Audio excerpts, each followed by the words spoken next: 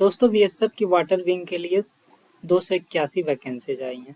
ये जो वैकेंसी आपकी आई हैं वो पोस्ट वाइज आई हैं। जैसे आपकी सब इंस्पेक्टर मास्टर के लिए, एसआई आपका इंजीनियर ड्राइवर, उसके बाद head constable master, head constable engineer driver, ये वर्कशॉप, फिर कांस्टेबल क्रू, ये करके इतनी वैकेंसी आपकी आई है। टोटल आपकी 281 वैकेंसीज आई हैं।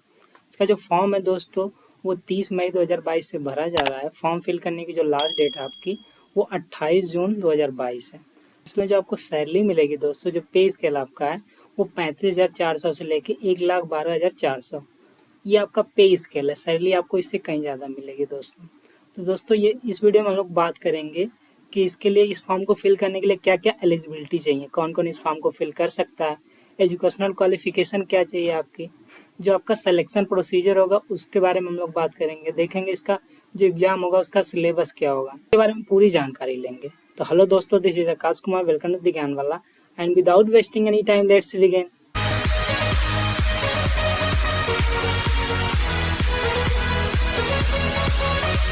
दोस्तों ये जो वैकेंसी है, जो वाटर विंग होती है वो आपके बीएसएफ की, जो वाटर में जो पेट्रोलिंग करते हैं जो फोर्सेज, उनके लिए ये वैकेंसी है। उसमें आपको काम करना है। इसमें आपका जो एलिजिबिलिटी की हम लोग बात करें तो सबसे पहले जो आपको नेशनलिटी इसमें चाहिए, आप इंडियन सिटीजन होने चाहिए।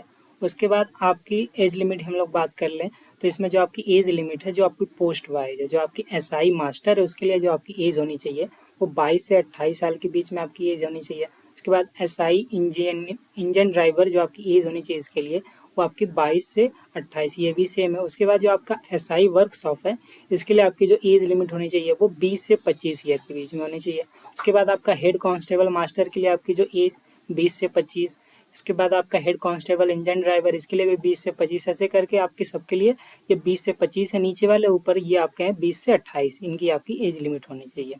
अब इसमें दोस्तों आपको कुछ जो मैक्सिमम जो आपकी एज लिमिट है उसमें रिलैक्सेशन मिला है जो आपकी, तो आपके SC ST के लिए जो रिलैक्सेशन मिला वो 5 ईयर का, मतलब आपकी जो मैक्सिमम एज, जैसे इसमें आपकी मैक्सिमम एज लिमिट 22 से 28 है तो जो 5 साल का रिलैक्सेशन आपको मिल जाएगा 5 साल का, तो जो आपकी एज हो जाएगी वो 22 से 33 हो जाएगी। और OBC के लिए आपका 3 ईयर का रिलैक्सेशन है तो इसमें भी आपकी जो एज हो जाएगी वो 22 से 31 हो जाएगी। उसके बाद आपका ex serviceman and ex serviceman OBC इन सब के लिए आपका रिलैक्सेशन मिला है, तो नोटिफिकेशन आप देख सकते हैं। उसके बाद दोस्तों बात करें एजुकेशनल क्वालिफिकेशन की। एजुकेशनल क्वालिफिकेशन आपकी पोस्ट वाइज है। एसआई मास्टर के लिए अगर आप अप्लाई करना चाहेंगे तो आपकी जो एजुकेशनल क्वालिफिकेशन होनी चाहिए वो आपके पास 10+2 या आपका किसी भी रिकॉग्नाइज यूनिवर्सिटी या किसी भी बोर्ड से आपका 10+2 होना चाहिए। उसके बाद एसआई इंजन ड्राइवर की देख लेते हैं तो इसके लिए भी आपके पास 10+2 या आपके पास किसी भी रिकॉग्नाइज स्टेट के किसी भी बोर्ड से आपका होना चाहिए। उसके बाद आपका first class engine driver certificate होना चाहिए इसके लिए। फिर एसआई वर्कशॉप के लिए देख लेते हैं तो आपके पास बैचलर डिग्री जो होनी चाहिए वो मैकेनिकल इंजीनियरिंग में होनी चाहिए, किसी भी रिकॉग्नाइज यूनिवर्सिटी ऑफ इंडिया से होनी चाहिए। और उसके बाद आपका ये होनी चाहिए डिग्री आपकी मैकेनिकल की, बैचलर डिग्री, या आपके पास 3 ईयर का डिप्लोमा होना चाहिए वो भी मैकेनिकल में।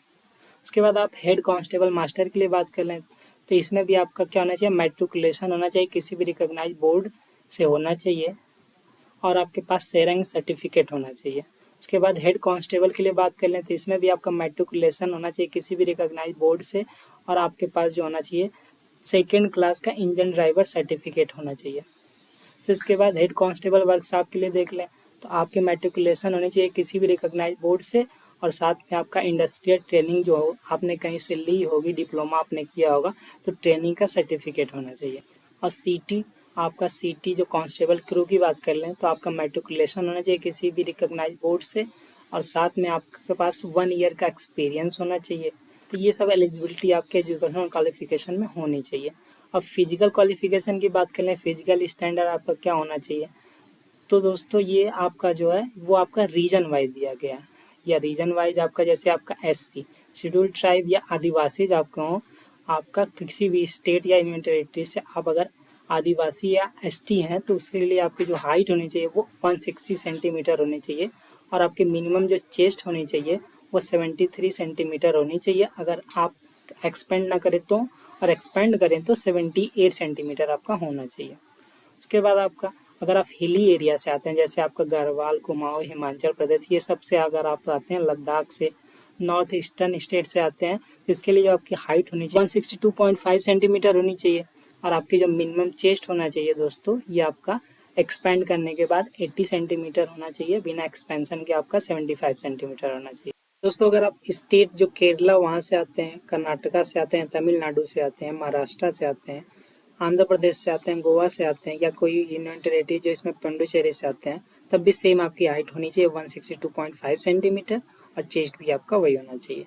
और अगर आप लक्षद्वीप से दीव निकोबार आइलैंड ये यहाँ से आते हैं यूनियन टेरेटरी जो, तब भी आपकी हाइट यही होनी चाहिए।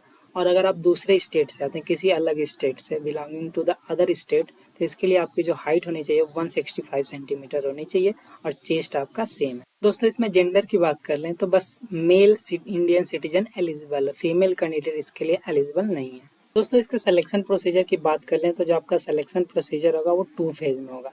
फर्स्ट फेज में आपका रिटन एग्जामिनेशन होगा, सेकेंड फेज में आपका जो होगा वो डॉक्यूमेंटेशन होगा, फिजिकल मेजरमेंट ये टेस्ट होगा, उसके बाद आपका physical efficiency test, trade test, उसके बाद मेडिकल एग्जामिनेशन। सबके बारे में हम लोग बारी बारी बात करेंगे। सबसे पहले आपका जो होगा रिटन एग्जामिनेशन होगा।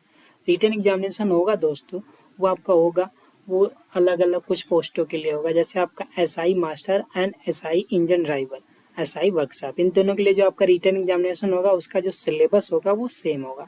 जो क्वेश्चन आपको आएंगे वो general knowledge and general awareness के क्वेश्चन 25 मार्क के, उसके बाद रीजनिंग एबिलिटी के 25 क्वेश्चन 25 मार्क के, उसके बाद आपका न्यूमेरिकल एबिलिटी, ट्रेड अवेयरनेस, इन दोनों के भी 25 क्वेश्चन 25 मार्क के, और टोटल आपके क्वेश्चन हो जाते हैं वो 100 क्वेश्चन 100 मार्क के। तो टाइमिंग हो जाती है 2 आवर्स आपकी होगी। आपका जो पोस्ट है for the post of high head constable master and head constable engine driver and head constable workshop and constable crew, इन चारों के लिए आपका जो चारों पोस्ट के लिए जो आपका एग्जाम होगा उसका सिलेबस सेम होगा। इसके जो क्वेश्चन आएंगे आपको general awareness and general knowledge के, आपके जो क्वेश्चन होंगे 35 क्वेश्चन 35 मार्क के। उसके बाद आपका reasoning ability and numerical ability, reasoning ability के आपके 35 क्वेश्चन होंगे 35 मार्क के, एंड जो आपका न्यूमेरिकल एबिलिटी होगा उसके 30 क्वेश्चन 30 मार्क के।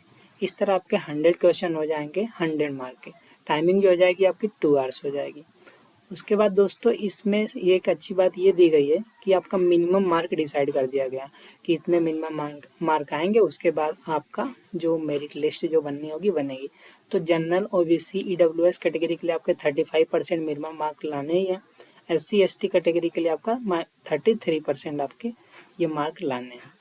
उसके बाद जो लोग रिटन एग्जामिनेशन क्लियर करेंगे, qualified in the written examination, उनका डॉक्यूमेंटेशन होगा। जो आपका डॉक्यूमेंट जो चीज़ें चाहिए होगी, जैसे आपका कास्ट सर्टिफिकेट, टेक्निकल क्वालिफिकेशन, जो आपने एजुकेशनल क्वालिफिकेशन, सब मार्कशीट वर्कशीट, आपका जो वो टेस्ट होगा वो डॉक्यूमेंटेशन होगा। उसके बाद जो जिनका सही होगा सब कुछ, उसमें उनका फिजिकल मेजरमेंट टेस्ट होगा। इसमें दोस्तों आपको हाइट, वेट एंड चेस्ट, इसका आपका टेस्ट होगा जो पहले ही बताया गया, उसके बारे में टेस्ट होगा। फिर उसके बाद आपका फिजिकल एफिशिएंसी टेस्ट होगा। दोस्तों ये जो आपका फिजिकल एफिशिएंसी टेस्ट होगा, इसमें आपको रेस करनी होगी, 1 मील की रेस आपको 8 मिनट में। उसके बाद हाई जंप होगा, लॉन्ग जंप होगा, ये आपको 3 फीट 6 इंच ये करने होंगे। इसके लिए आपको 3 अटेम्प्ट दिए जाएंगे। लॉन्ग जंप के भी आपको 3 अटेम्प्ट दिए जाएंगे। ये करने के बाद आपका ट्रेड टेस्ट, फिर उसके बाद आपका मेडिकल एग्जामिनेशन होगा। जो लोग इधर जितने टेस्ट हुए उसमें क्वालिफाई करेंगे उनका मेडिकल एग्जामिनेशन होगा। उसके बाद जो आपका आएगा दोस्तों फाइनल मेरिट लिस्ट बनेगी। जो फाइनल मेरिट लिस्ट आपकी बनेगी वो आपके रिटन एग्जामिनेशन में आपने जो मार्क गेन किए उसके बेसिस पे बनेगी।